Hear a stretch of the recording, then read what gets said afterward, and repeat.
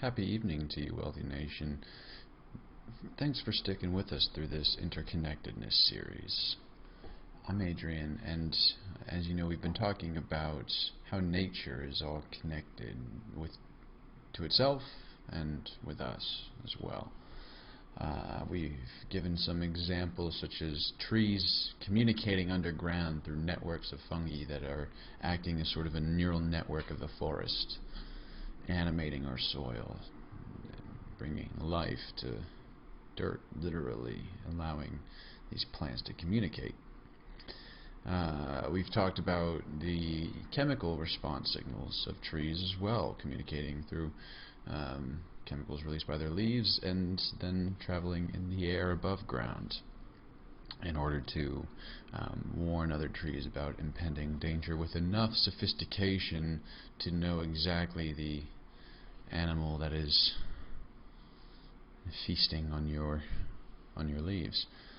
So we've talked about plants a little bit. We've talked about colonial organisms. We've talked about polyps organizing into these larger sea pens, sea pansies, all sorts of interesting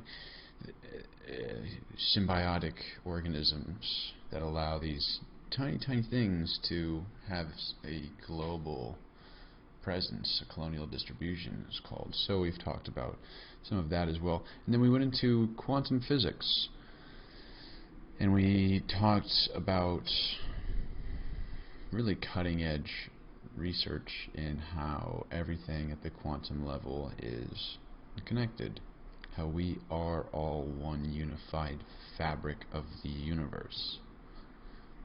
Everything is intimately connected from the very smallest degree, which builds all the way up to the universal sense. So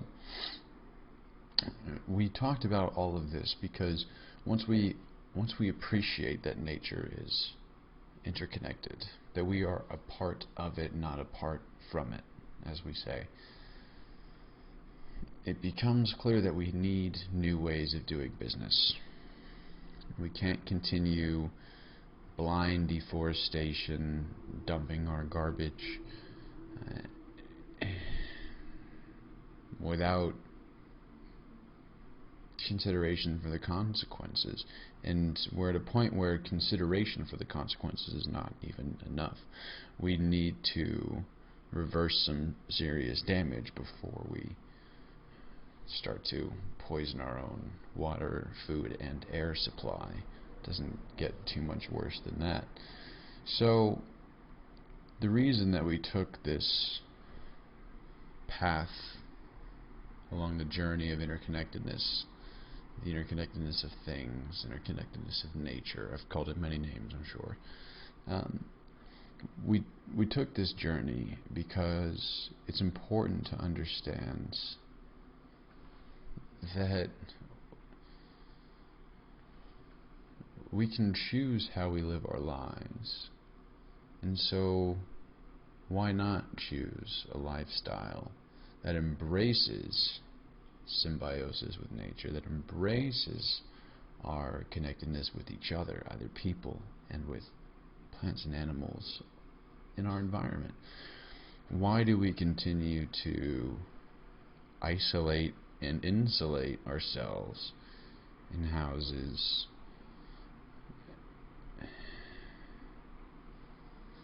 private Wi-Fi, so that in one building all dozen of us need to have our own subscription? Why is it that we're doing these things instead of appreciating our connectedness and building up the commons and working together and understanding that a symbiotic ecosystem, that a complex ecosystem, when it's working together well, is by definition greater than the sum of its parts?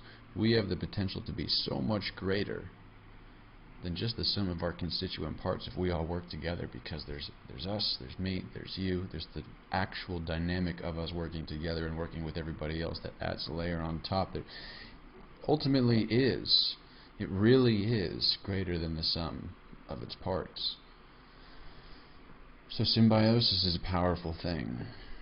mutual inclusivity instead of mutual exclusivity. Those are sort of the takeaways of this interconnectedness series.